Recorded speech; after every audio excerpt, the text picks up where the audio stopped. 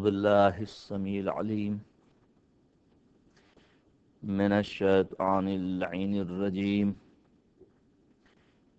بسم الله الرحمن الرحيم. الحمد لله الذي لا يبلغ مدحته القائلون ولا يحصي نعمه العدون ولا يؤدي حقه المجتهدون الذي لا يدركه بعض الهمم ولا يناله غوص الفتن الذي ليس لصفته حد محدود ولا نعت موجود ولا وقت محدود ولا أجل ممدود فطر الخلائق بقدرته خالق لا نظير له أحد لا ند له وواحد لا ضد له وصمد لا كفو له وفاطر لا شريك له والرازق لا معين له الأول بلا زوال والدائم بلا فناء ليس له حد في مكان ولا غاية في زمان جلت عظمته والصلاة والسلام والتحية والإكرام على أشرف الأنبياء والمرسلين أبي القاسم محمد أهل بيته الطيبين الطاهرين المعصومين المظلومين الذين أذهب الله عنهم الرجس وطهرهم تطهيرا.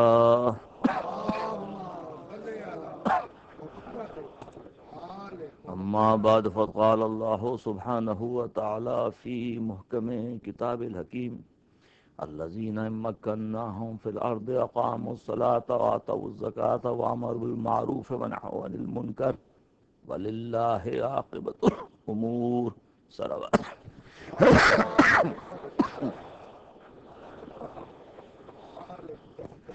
تمام حضرات و تمام مرحومین جن کے نام وہاں لکھے ہوئے ہیں سب کی ارواح کے لیے ایک مرتبہ سورہ حمد 3 مرتبہ سورہ حمد.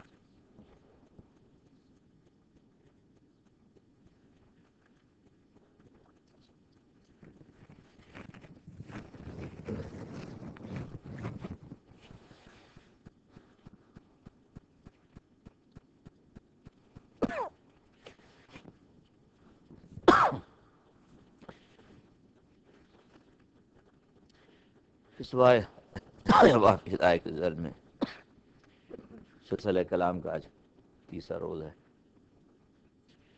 اور جو پیغام ہے جو میسیج اللہ کا بہت اہم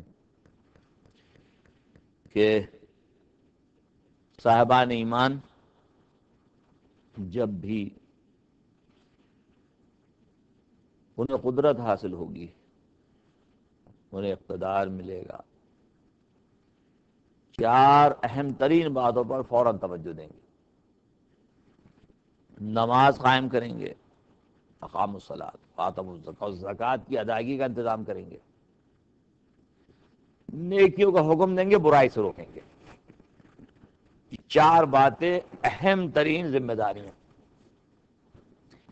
اور یہی شناخت ہے کسی بھی گروہ کے حق پر ہونے کی، خدا کے مددگار ہونے کی، جو وہ پہلے عرض ہو چکا ہے کہ اللہ اس کی ضرور مدد کرتا ہے جو اللہ کی مدد کرے. تو جب بھی انہیں موقع ہوگا، آج بھی وہی صورتحال ہے آپ کے لیے کہ جب بھی آپ اس قابل ہوں، جہاں بھی آپ کو اقتدار ملے، جہاں بھی آپ جمع ہوں، یہ 4 بنیادی وظیفے فوری عمل میں. یہ حکومت اسلامی کی پہچان ہے. اسی سے شیعت پہچانی جاتی، مسلمان پہچانا جاتا ہے.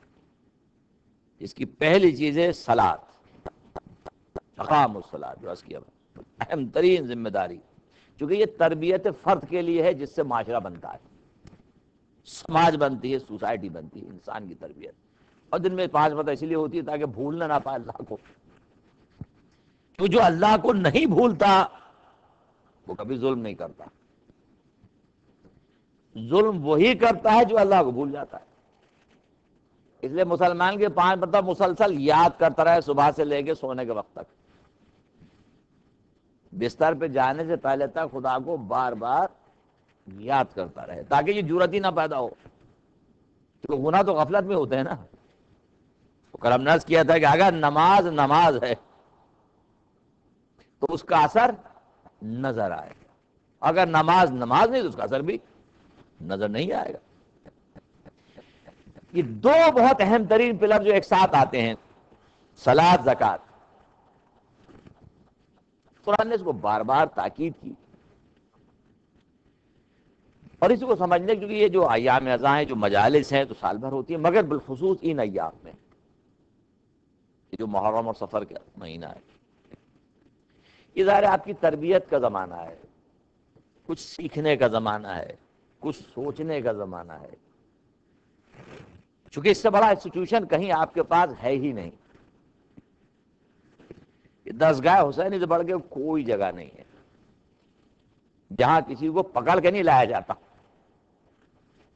وہ خود آتا ہے، اس کے لیے کسی لالچ کی ضرورت نہیں ہے، اس کا لالچ عشق حسین، جو حب ہے وہ خود کھینچتی ہے، زحمتیں بھی اٹھاتا ہے، چاہے وہ بارش ہو رہی ہو، برف پڑ رہی ہو، پیدل آنا ہو، گاڑی میں آنا ہو، مگر وہ آئے گا، اس لیے کہ اسے حسین کے مقصد عزیز ہے، جو ہدف ہے حسین۔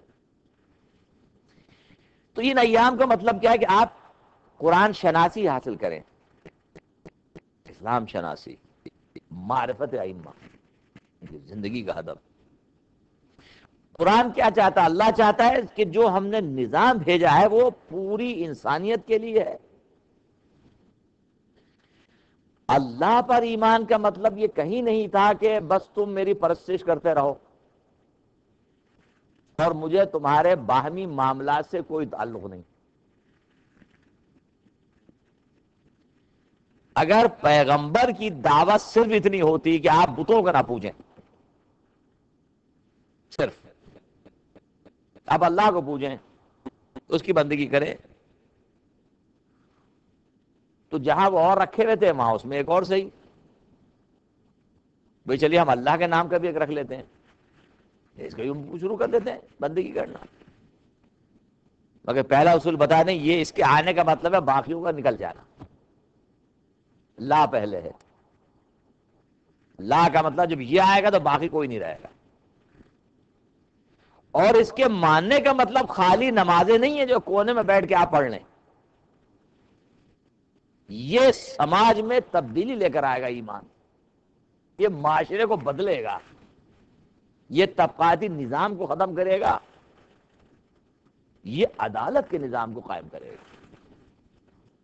تو جھگڑا کافروں کا اس میں نہیں تھا کہ ایک اور کیوں بڑھا دیا انہوں نے، جھگڑا یہ تھا کہ اس کے آنے کے بعد ہماری مرضی ختم ہو جائے گی، ہمارا اختیار سلب ہو جائے گا، اختیار صرف اس کا ہوگا جس کا یہ نام لے رہے ہیں، قانون بھی وہی بنائے گا جس کا نبی تعارف کرا رہا ہے، انسان نہیں بنائے گا، یہی پہچان ہے اسلام کی، یہی معنی ہے ایمان کے۔ جب آپ کی زندگی سے بڑا گہرا تعلق ہو اس کا، تو یہ کیسے ممکن ہے کہ خدا وجود رکھتا ہے معاشرے میں، نبی کو بھیجتا ہے، اس کا آپ کے حالات سے تعلق نہیں؟ نہیں، بالکل ہے۔ اس کو ماننے کے مطلب غلامی کی زنجیریں کاٹنا تھا، اس کو ماننے کا مطلب یہ تھا کہ اب انسان کو آزادی عطا ہو، تو انسان کی جو بنیادی ضرورت ہے وہ تو نگاہ اللہ کی ہے اس پر۔ اسی لیے جب فریضوں میں جب بھی اعلان کرتا ہے دو ساتھ ساتھ آتے ہیں، صلاۃ زکوٰۃ۔ صلاۃ تنہا بھی ہو سکتی ہے، کونے میں بھی ہو سکتی ہے، اکیلے بھی ہو سکتی ہے، مگر زکوٰۃ آپ کو مخلوق تک پہنچاتی ہے، انسانوں تک پہنچاتی ہے، آپ کا رشتہ قائم کرتی ہے دوسرے انسان کے ساتھ، کہ آپ اپنے گھر میں خوش نہ رہیں، کسی اور کا حق بھی آپ کے اوپر، آپ کے مال میں کوئی شریک بھی ہے، یہ آپ پر فرض ہے، واجب ہے، جیسے نماز واجب ہے، توجہ کیجیے گا، جیسے نماز واجب ہے اسی طرح تمہارے مال پر بھی حق ہے اللہ کا، جس کا نکالنا واجب ہے، واجب جو بھی مال میں، وہ چاہے مستحبات ہوں یا واجب ہوں صدقات میں، مگر اس کو پتا ہے کہ حق ہے اس میں، اس کے اندر۔ کیوں ہے یہ؟ کیونکہ پروردگار چاہتا ہے انسان ڈیزیز سے پاک ہو جائے، نجاست سے پاک ہو جائے۔ جنت میں نجس نہیں جائے گا، مریض نہیں جائے گا، صحت مند ہو کے جائے گا۔ بخل ایک بیماری ہے، ڈیزیز ہے، روح کی، بخیل ہونا روح کی بیماری ہے۔ جب قرآن آیا ہے تمام امراض کو دور کرنے کے لیے، تو اس کو بھی دور کرنا ہے۔ جس طرح شرک کو دور کرنا ہے، سر کو اپنے آگے جھکوانا ہے، کسی اور کے آگے نہیں۔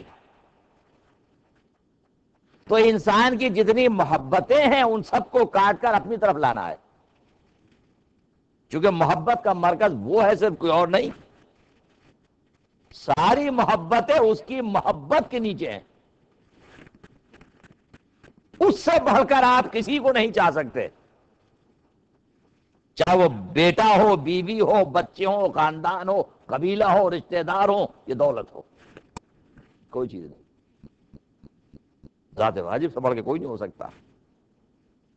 اگر اللہ کی محبت ہے، اس محبت کی وجہ سے سب سے محبت ہوگی، لیکن اگر اس کی محبت ہٹ جائے تو کسی سے محبت نہیں۔ اصل بس وہی ہے، اس کے زیر سایہ سب سے محبت کی جاتی ہے۔ اسے قرآن نے وارننگ دی، خبردار یہ نہ سمجھنا کہ تمہارے آبا و اجداد، تمہارا مال، تمہاری دولت، تمہارا خاندان، قبیلہ، مکانات، بزنس، یہ نہیں بڑھنا چاہیے اللہ اور رسول کی محبت سے۔ خبردار، اگر ایسا تو عذاب کے لیے تیار ہو، پھر یہ کبھی نہیں ہو سکتا۔ اصل خدا کی ذات ہے۔ انسان کو مال سے بڑی شدید محبت ہوتی ہے، شدید۔ انسان مال سے بہت محبت کرتا ہے۔ اچھا کیوں محبت کرتا ہے مال سے؟ کیونکہ خود سے محبت کرتا ہے۔ لیکن غور کیجئے، مال آپ کی ذات سے الگ نہیں ہے۔ مال کیوں پسند کرتے ہیں؟ کیونکہ مال آپ کی خواہشات کی تکمیل کرتا ہے۔ بھئی آپ اپنے ذات سے محبت کرتے ہیں نا، حب ذات ہے آپ کے اندر، اور مال کیا کرتا ہے؟ آپ کی وہ جو خواہشات ہیں اس کی تکمیل میں کام آتا ہے۔ تو چونکہ آپ کی خواہشات پوری ہوتی، اس لیے آپ مال سے محبت کرتے ہیں۔ اصل تو ذات سے محبت کر رہے ہیں نا آپ، کیونکہ مال سے محبت اپنی ذات کی وجہ سے۔ مال کو مال کہتے کیوں ہیں؟ کیونکہ انسان کا جھکاؤ ہوتا ہے اس طرف، میل، اس لیے تو مال کہا جاتا ہے۔ کیونکہ انسان کی رغبت ہے اس طرف۔ کیوں رغبت ہے؟ کیونکہ یہ خواہشات کو پورا کرتا ہے۔ تو چونکہ یہ ہے تو انسان میں فطری، مگر اس میں افراط نہ ہو جائے، چونکہ فطری اس لیے ہے کہ اگر خواہش ہی نہیں ہوگی تو انسان حرکت کیسے کرے گا؟ حرکت کے لیے ضروری کہ خواہش تو ہو۔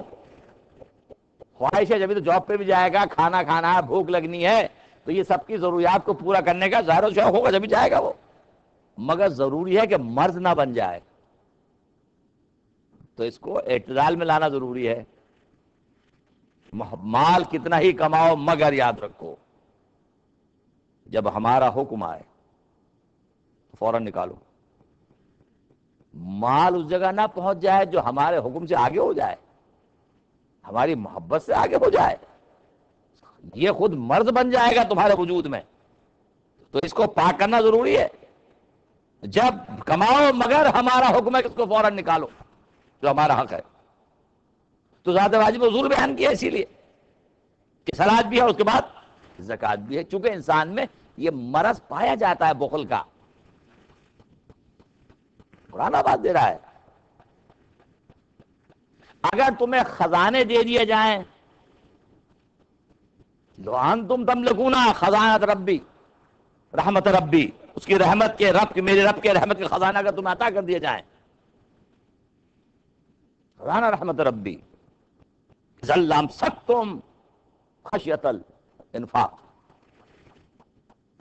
پروردگار کہہ رہا ہے، کہہ دو ان سے اگر تمہیں مالک بنا دیا جائے نا سارے خزانوں کا اللہ کے، تو تم خرچ کرنے کے خوف سے اسے روک لو گے، خرچ نہیں کرو گے کہ کہیں ختم نہ ہو جائے کہیں. اس لیے اللہ نے آپ کو نہیں بنایا مالک، وہ خزانے اس نے اپنے ہی پاس رکھے ہیں زمین و آسمان کے. کیونکہ اگر آپ کو بنا دے تو آپ خرچ نہیں کریں گے، کیونکہ انسان ہے کانا انسان و قطورا، انسان بخیل ہے،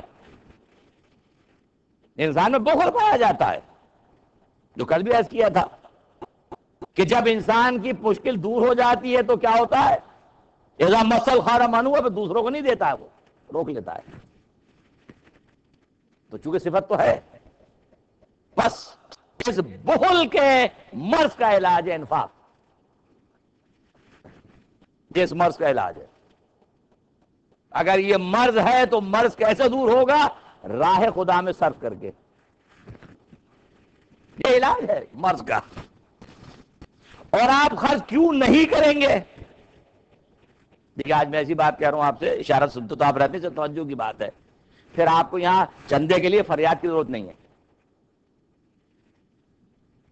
اگر انسان اس بات کو سمجھ لے. پریشانی دینے میں کیوں ہوتی ہے؟ تو میرا ہے بھئی، جب تک ملکیت کا تصور ہے میں نہیں دینا چاہتا، میری چیز ہے نا، میری. جب میری ہے تو میں کیوں دوں؟ میری ہے. خالق نے کیا کہا آپ سے؟ انفقوا مما رزقناکم، انفاق کرو اس میں سے جو ہم نے تمہیں دیا ہے. تو اب کبھی تصور ہے کہ مال کسی کو اور آپ نہ دیں؟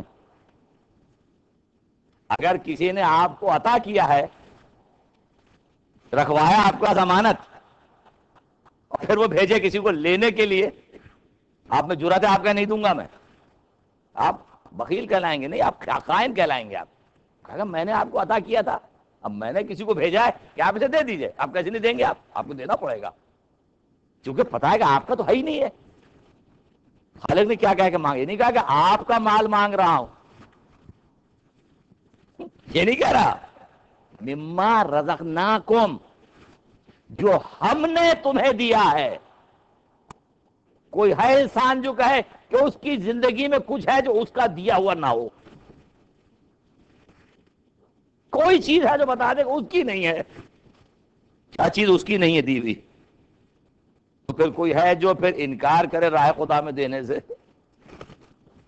ساری مشکل وہی ہوتی ہے جب اپنا سمجھنے لگتے ہیں. جب یہ میرا، میری، می، مائن، مائن کا جو قصہ آتا ہے نا، اس میں تباہی شروع ہوتی ہے. خالق کا اسلام کا پہلا اصول ہے تمہارا کچھ نہیں. یہ کہاں سے تمہیں تصور ملکیت آ گیا؟ انا للہ. تم کہاں سے مالک ہو؟ وہ مالک ہے، ہر شے کا مالک ہے، حتیٰ کہ تمہاری جان بھی تو اسی کی دی ہوئی ہے. تو اگر وہ تم سے کہہ رہا ہے جان دو راہ خدا میں، تو دینا پڑے گی، کیونکہ تمہاری کمائی ہے. اب کیسے بھاگے گا جان لے کہ جان آپ کی کب تھی؟ وہ تو اسی کی دی ہوئی ہے بھائی. تو جملہ میرا یاد رکھیے، آپ کچھ بھی دے دیں راہ خدا میں، ذات واجب کوئی احسان نہیں کر رہا ہے، اس کی دی ہوئی چیز ہی کو واپس کر رہا ہے. اگر اس راز کو سمجھ لیں جو مجالس کا مقصد ہے، ذات واجب کی راہ میں کوئی بھی کچھ دے گا وہ وہی واپس کرے گا جو ذات واجب نے اس کو عطا کیا ہے. ذات واجب نے سب کچھ دیا ہے، جو انسان واپس کرتا ہے امین کہلاتا ہے، کہ امانت کے ساتھ امانت کو واپس کر دیا. خود اپنا تو اس کے پاس کچھ ہے ہی نہیں. اسی لیے صفات بار بار قرآن کیا شروع کرتا ہے؟ مما رزقناہم ینفقون، اس میں سے دیتے جو ہم نے عطا کیا ہے. تاکہ تصور نکل جائے آپ کا نہیں بھائی. آپ نے کمایا، صحت کس کی دی ہوئی ہے؟ دماغ کس کا دیا ہوا ہے؟ جسم کس کا دیا ہوا ہے؟ وجود کس کا دیا ہوا ہے؟ یہ کس کا دیا ہوا ہے جو آپ کما رہے ہیں؟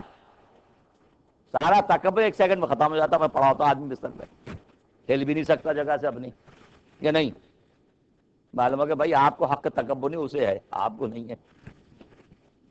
تو جو کچھ بھی تمہاری حیات میں اسی کا تو دیا ہوا ہے. بس یہ جو راہ خدا میں مانگا جا رہا ہے،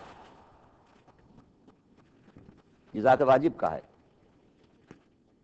اور جب اس کا پتہ چل گیا تو اب پھر انسان کو کوئی تکلیف نہیں ہوتی قربان کرنے میں راہ الہی میں۔ زکوٰۃ،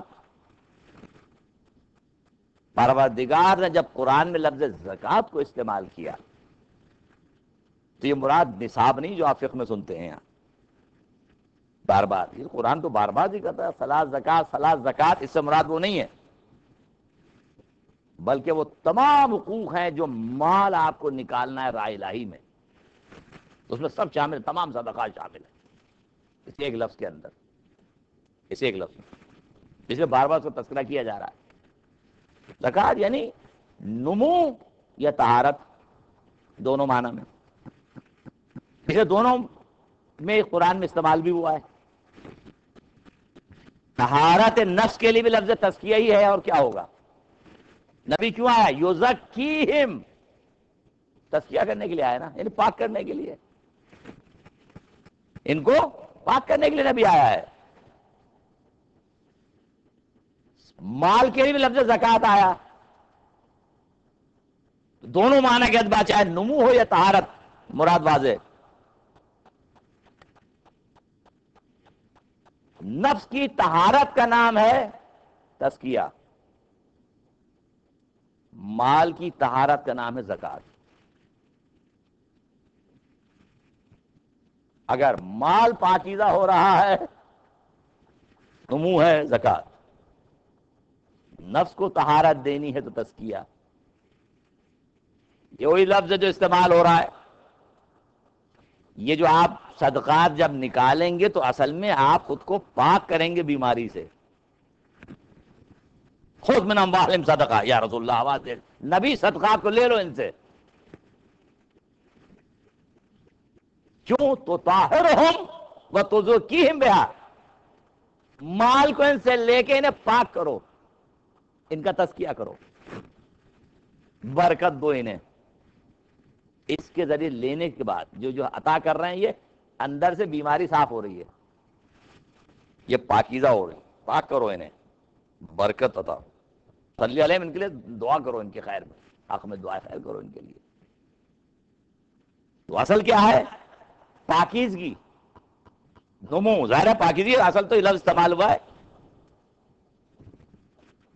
کسانوں کے لیے جو درختوں کو پروان چڑھاتے ہیں، ان کے لیے استعمال ہوا پہلے تزکیہ، جو وہ اس کو غذا بھی دیتا ہے اور اس کو اس کے اطاعت چیزیں بھی ہٹاتا ہے جس سے وہ نشوونما نہیں ہوتی اس کی، تاکہ پروان چڑھے۔ لیکن ہمارے لیے استعمال ہوا، انسانوں کے لیے بھی۔ تو مال کا تزکیہ بھی ہے اور نفس کا تزکیہ بھی ہے، اور دونوں کا مقصد ایک ہی ہے۔ یہ جو حق ہے اللہ کا، اس لفظ میں، اس میں ہر حق شامل ہے، چاہے وہ مستحب صدقات ہوں یا واجب صدقات ہوں۔ اس لیے جب زکوٰۃ کے مصرف آیا تو وہاں کیا بیان کیا؟ انما الصدقات، یعنی صدقہ، یعنی زکوٰۃ، مراد زکوٰۃ جس کا نصاب ہے، اور جو بیان کیا گیا ہے فقراء والمساکین، تفصیل جب پوری وہاں پر بیان کی گئی ہے۔ تو یہ دو جو پلر ہیں دین کے آپ کے، ان کو بیان کیا گیا، اور چاہیے ہے کہ نیت کے ساتھ ہو، خلوص کے ساتھ۔ پرد آواز اس لیے بار بار کا تذکرہ کر رہا ہے، یہ ہر مذہب میں ہے، آپ کے پاس نہیں ہے، چونکہ انسانی سوسائٹی کی ضرورت ہے، اس لیے عیسیٰ کو بھی یہی نصیحت ہے، موسیٰ کو بھی یہی ہے، ہر نبی کے لیے ہے۔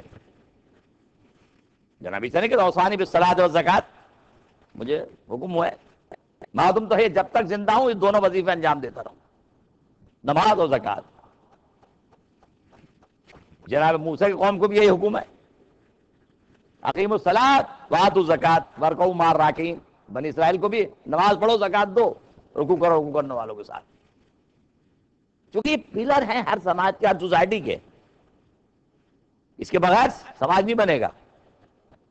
تو اسلام کا بنیادی اصول بھی یہی ہے کہ ایک طرف خدا سے رابطہ، دوسری طرف بندوں سے رابطہ، اپنے جیسی مخلوق سے رابطہ، ان کے حق کا خیال کرنا، اپنے مال کی محبت کو روکنا، راہ الہی میں اس کو صرف کرنا۔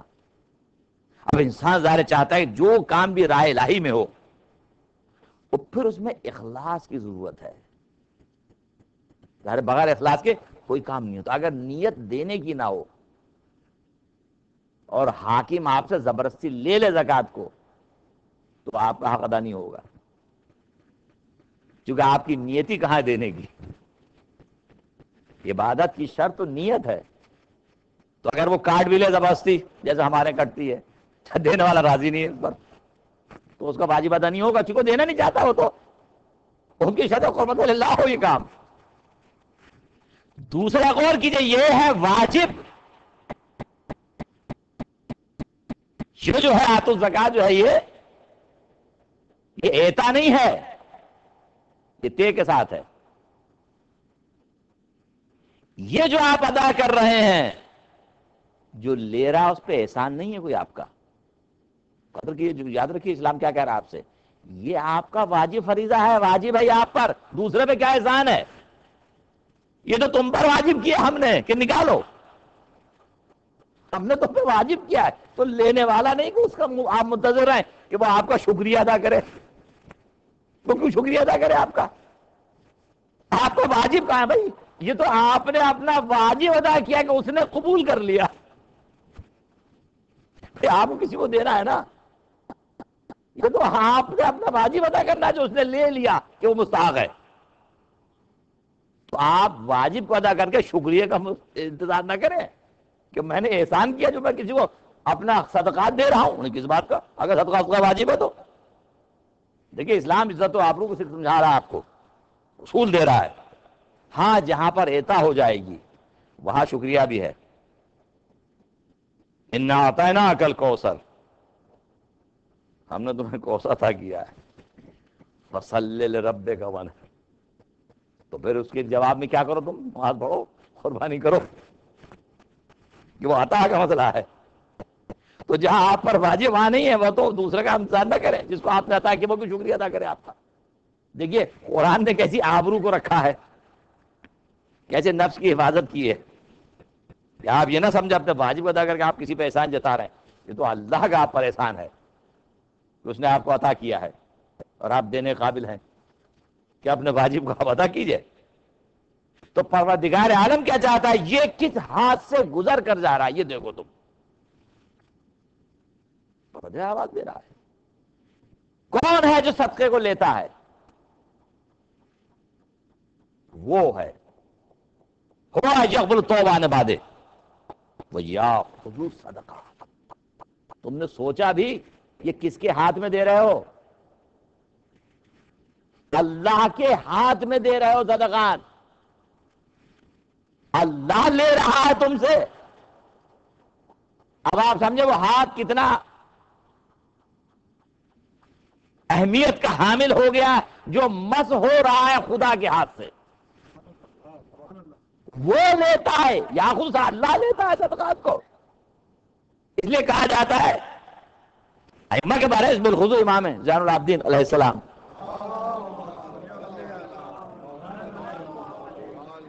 سائل کو عطا کیا، اس کے ہاتھ کو بوسہ دیا. چلے اس کے ہاتھ کو آپ نے کیوں بوسہ دیا؟ کہ یہ وہ ہاتھ ہے جو خدا کا ہاتھ ہے کہ جو صدقات کو لے رہا ہے. کیونکہ وہ لے رہا ہے، ذات واجب لے رہا ہے. یہ تو پروردگار سے وصول کر رہا ہے. تو آپ سمجھے کون نہیں چاہے گا کہ جو اسے دے، جبکہ دوسری طرف ہاتھ ذات واجب کا ہے. وہ لیتا ہے آپ سے صدقات کو، پروردگار جو ہے وہ قبول کرتا ہے. اس لیے جب سائل آپ سے سوال کرے تو مولا فرماتے ہیں کہ پھر آپ اس میں نہ دیکھیں کہ یہ مستحق ہے یا نہیں ہے، جھوٹ بول رہا ہے. دیکھیے غور کیجئے نہ، آپ اسے دیں. تو عجیب جملہ کہا ہے مولا نے کہ اگر یہ جھوٹ نہ بول رہا ہوتا تو تم پر عذاب آ جاتا. کیوں؟ کہ کوئی آدمی مستحق زمین میں فقیر بیٹھا ہو اور تم اس تک حق نہ پہنچاؤ تو غنیمت ہی سمجھو کہ اگر جھوٹ بول رہا ہے. اگر تم سمجھتے بھی کہ مستحق نہیں ہے کوئی بات نہیں ہے، تم اپنے وظیفے چونکہ سائل ہے خدا کی طرف سے، تمہارا کام تو دینا ہے. صرف سچ ہو جائے کر کے واقعی فقیر ہے اور آپ اپنے وظیفے کو انجام نہیں دے رہے تو آپ کے لیے تباہی ہے. یہ تو کیا آپ مال رکھے بیٹھے ہوئے اور زمین پر خدا کی مخلوق جو واقعی مر رہی ہے؟ دیکھیے کس راز کو سمجھانا چاہتے ہیں ائمہ، کس درجے پر لے جانا چاہتے ہیں کہ یہ جو فقیر ہیں ان کو آپ حقیر نہ سمجھیں. یہ معاشرے میں عزت و آبرو دی جا رہی ہے. یہ کون ائمہ کے علاوہ کون سمجھا سکتا ہے یہ راز؟ کون ہے جس کو پہنچاتا آپ تک اس میسج کو، اس بلند مقام پر لے جا کے سمجھانا اس عظیم ترین وظیفے کو کہ دیکھو جو راہ خدا میں ہوتا ہے اس کے اصول کیا ہیں، نہ فخر و مباحات و شکریہ کچھ نہیں ہے، تو اس کی طرف سے ہے، اس کے لیے ہے. تو یہ دو جو ستون ہیں معاشرے کے بقا کے لیے، ضامن ہے معاشرے کی بقا کے. دنیا کا نظام تباہ ہو جاتا ہے اگر اکانومی صحیح نہ ہو. لوگ ممالک میں انقلاب آتا ہی بھوک کی وجہ سے، روٹی کی وجہ سے آتا. کیوں آتا ہے؟ کہ کھانے کو نہیں ملا تو لوگ انقلاب لے آتے ہیں، ہنگامہ کرتے ہیں. دوسرا بھی نہیں سو سکتا مال غصب کر کے کسی کا اگر لوگ بھوک سے مر رہے ہوں. تو اسلام نے کیا اصول دیا؟ نہیں، یاد رکھو اس کو بھول نہ جانا، مخلوق کو تمہارے مال میں ان کا بھی حصہ ہے. یہ اگر سوئیں گے تو تم بھی آرام سے سو گے. تو اپنے فرض کو انجام دو، اپنے وظیفے کو انجام دو. دینے کے لیے ہاں مگر کہا اخلاص کی عظیم ترین منزل ہونا چاہیے، کیونکہ نیت کہ صرف اس کے للہ لوجہ اللہ ہونی چاہیے. صرف جزا ہمیشہ عمل کی نہیں ملتی، اخلاص عمل پہ ملتی ہے. اخلاص کتنا ہے آپ کا اس عمل کے ساتھ؟ چونکہ مال کی محبت سب کو ہے، آت المال علی حب ہی، یہ حب کے ہوتے ہوئے بھی عطا کرنا اصل مسئلہ ہے. بہت سے سخی دنیا میں گزر گئے. سخی وہ نہیں ہوتا جس کے ملین ڈالر رکھے ہوئے ہیں، مثال دے رہا ہوں، اور میں نے آ کے یہاں تقریر کی اور کہا سیلاب آ گیا، زلزلہ آ گیا، طوفان آ گیا، یہ لاشیں بہ رہی ہیں، یہ ویڈیو دیکھیے، اور کہا الحمدللہ میں ایک چیک لکھ دیتا ہوں. یہ سخی نہیں ہے نا. یہ تو میں نے اس کو انسائٹ کیا، وہ جوش لگایا، ان میں جذبہ پیدا ہو گیا. سخی کو ضرورت نہیں ہے اس کی کہ اس کے سامنے 50 آیتیں پڑھوں، قرآن کی حدیثیں پڑھوں، 2-4 ویڈیو دکھاؤں اسے. نہ، وہ سخی تو وہ ہوتا ہے کہ اس کو اس سب کے کہنے کی ضرورت ہی نہیں ہے. ضرورت ہے فوراً دے گا، اس کو سب کی کوئی ضرورت نہیں ہے یہ سب ثواب بھی سمجھانے کی، اسے معلوم ہے وظیفہ اپنا. تو دنیا بہت سے سخی گزر گئے، نام کے کچھ جعلی بھی ہیں کچھ اصلی بھی ہیں ہسٹری میں. بعض لوگ وہ بھی ہیں جو اسلام سے پہلے مشہور ہو گئے سخاوت میں اپنی، مگر جو اسلام نے تصور سخاوت دیا، یہ وہ سخی یہاں ہوتا ہے کہ یوسرون علی انفسہم ولو کان بہم خصاصہ. یہاں اپنے نفس پر انہیں مقدم رکھتے ہیں، خود بھوکے رہتے ہیں انہیں کھلاتے ہیں. یا مساوات نہیں ہو رہی ہے ان معنی میں یہ کوالٹی کا نعرہ ہو نہ. یہاں تو وہاں ہے جہاں جا کر مواخات کا درجہ ہے، برادری کا درجہ ہے یہاں پر کہ خود کو فنا کر کے دوسرے کو دو، خود بھوکے رہو دوسروں کو کھلاؤ، اس معنی میں یہاں پر. لہذا اسی لیے ہوں گے بہت اسلام میں مالدار لوگ، مجھے نہیں معلوم، مگر تاریخ تو ہمیشہ ایک بات بتاتی ہے کہ جب بھی کسی فقیر نے صدا دی مسجد نبوی میں، اگر کسی نے ہاتھ اٹھایا کھلانے کے لیے تو وہ گھر تھا جو خود فاقے سے رہتا تھا. یہ گھر کہ خانہ سیدہ تھا فقط، یہ در بطول کا فقط، کہ جب کوئی کھلانے والا نہ ہو اور پیغمبر آواز کوئی ہے جو اسے کھلائے. اب بڑے بڑے مجھے کوئی نظر نہیں آتا کہ کھڑا ہو جاتے میں ہوں، خاموشی ہے. مولا کی آواز آئے کہ میں لے چلتا ہوں، میں لے چلتا ہوں. اس لیے کہ وہاں معلوم ہے کہ ہم بھوکے رہیں گے مگر اسے کھلائیں گے، ہم بھوکے رہیں گے اسے ہم کھلائیں گے. سخاوت ان معنی میں عظیم ترین سخاوت.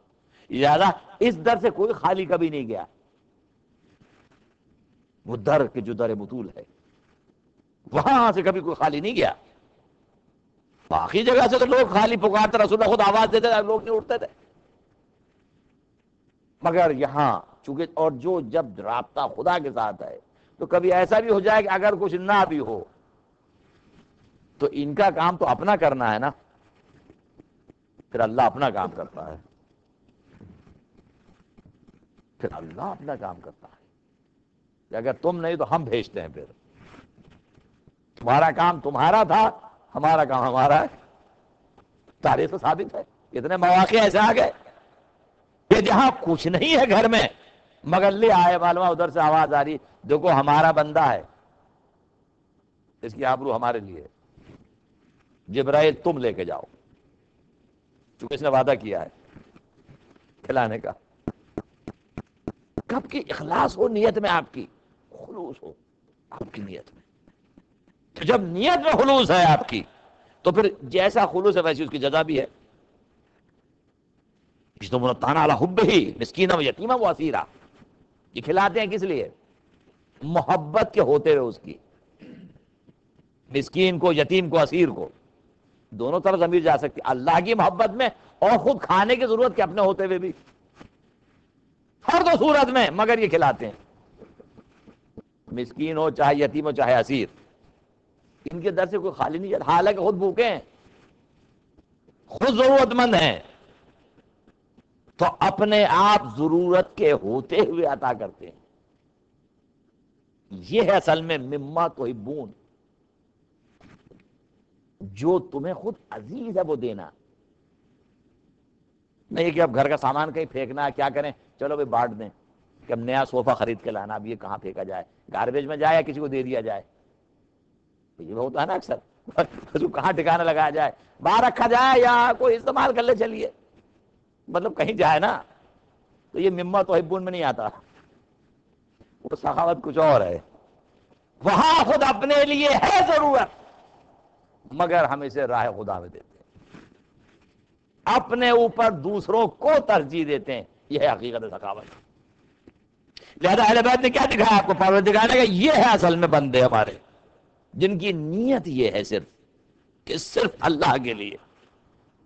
تو جب بندہ اللہ کے لیے کرتا ہے تو اس کی نیت ہی نہیں کسی اور سے کچھ نہیں. انما نطعمکم لوجہ اللہ لا نريد منکم جزاء ولا شکورا.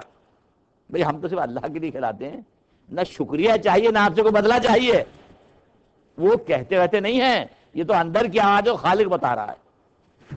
ورنہ یہ بھی کسی پہ احسان ہو جاتا اگر یہ کہتے آپ کو. نہیں، وہ کہتے نہیں ہیں، وہ تو وجہ بتا رہے ہیں کہ سبب کیا ہے اس عطا کا، کہ ہمارے لیے ہے صرف. تو جب عمل اس کے لیے رہتا ہے وہ کانا صاحب کو مشکورہ، یہ عمل قابل قدر ہے پروردگار کی جانب سے، تو پورا سورہ نازل کر دیتا ہے وہ. کیوں؟ اس لیے کہ اخلاص کی جزا ہوتی ہے. کوئی رشتہ داری تو نہیں اللہ سے، یہ کوئی بھی کام کریں گے یہ آیت آ جائے گی سورہ آ جائے گا،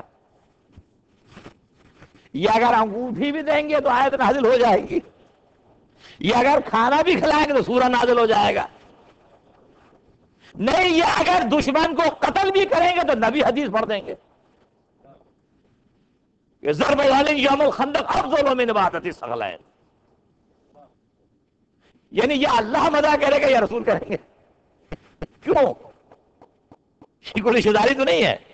نیت اصل مسئلہ ہے، اخلاص سے عمل، جزا اس کی دی جاتی ہے اخلاص عمل کی.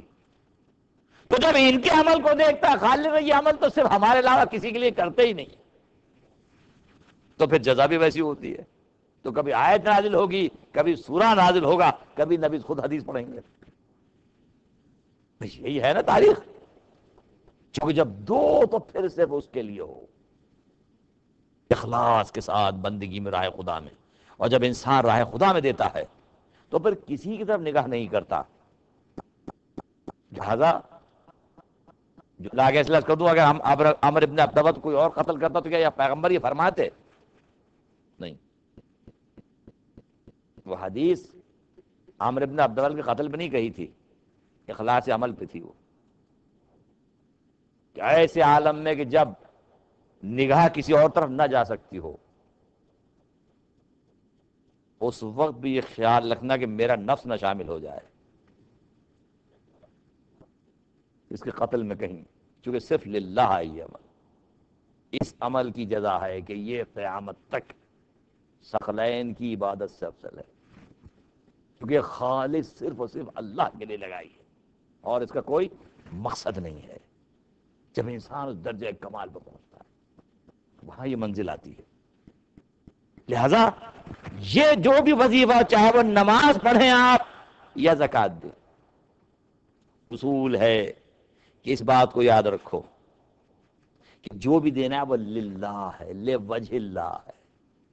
انسانیت کی بقا اسی میں پوشیدہ ہے، عبادات کا کمال اسی میں ہے کہ اگر نماز ہوگی تو اللہ کے لیے ہوگی، زکوٰۃ ہوگی تو اللہ کے لیے ہوگی، مال بھی نکلے گا تو اللہ کی خاطر، جسمانی عبادت ہوگی وہ بھی اللہ کی خاطر.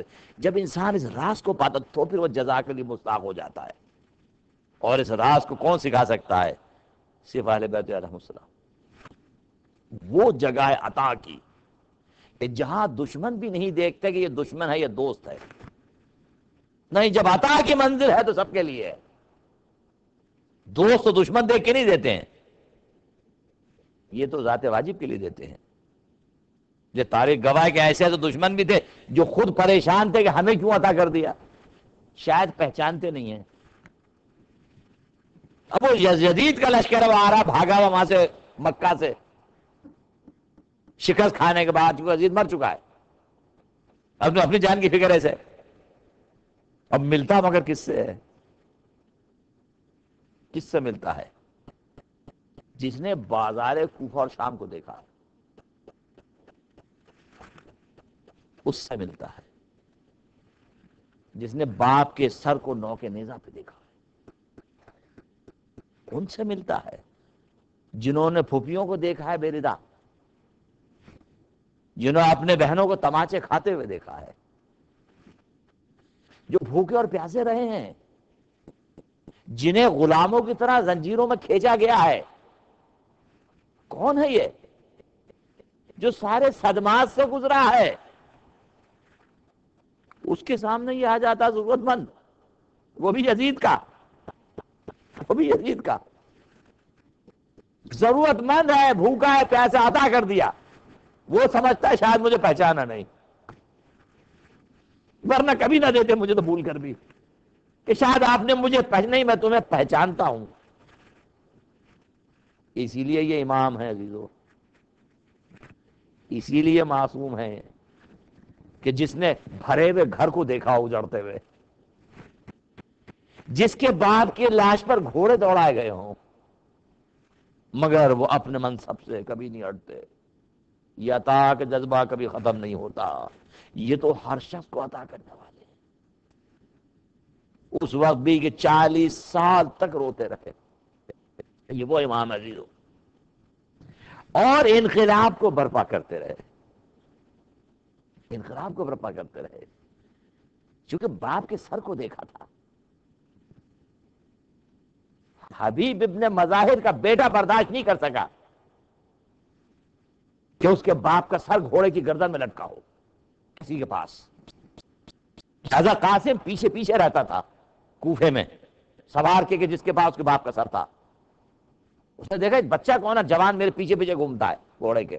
نے پوچھا تو کیا چاہتا ہے؟ کہ یہ میرے باپ کا سر ہے، کہ مجھے دے دے، میں دفن کروں گا. جب حبیب کا بیٹا برداشت نہیں کر سکتا تو میرا مولا کیسے برداشت کرتا ہوگا کہ گلے میں خاردار دوخ، ہاتھوں میں ہتھ کڑی، اور باپ کا سر کبھی نو کے نیزہ پہ، کبھی گھوڑے کی گردن میں، کبھی یزید کے سامنے تھا. یہ مصائب آسان تو نہیں ہے عزیزو. اس لیے کہا الشام الشام، جو تکلیف شام میں ہوئی. اس شام کے دروازے پر قافلہ پہنچ گیا. کوئی توقع رکھے گا کہ زینب ام کلثوم فریاد کرے کس سے؟ عمر ابن سعد سے؟ اس سے کون فریاد کرے گا کسی بات کی؟ مگر ایک منزل آ گئی کہ جہاں شہزادی درخواست کر رہی ہیں دشمن خدا سے کہ ہمیں اس دروازے سے نہ لے جا جہاں نامحرموں کا ہجوم ہو، ایسے در سے لے جا جہاں مجمع کم ہو. مگر کیا یہ خواہش پوری ہوئی ہوگی؟ نہیں عزیزو، بازار سجتا رہا، مجمع کا انتظار کیا گیا اکٹھا ہونے کا، جب بھیڑ جمع ہو گئی کتنی دیر کا اہل بیت کھڑے رہے انتظار میں، جب شہر سج گئے پھر لے جایا گیا۔ اس لیے مولا کہتے ہیں کہ رسی لائی گئی، کسی کے بازو کو باندھا، کسی کے گردن کو باندھا۔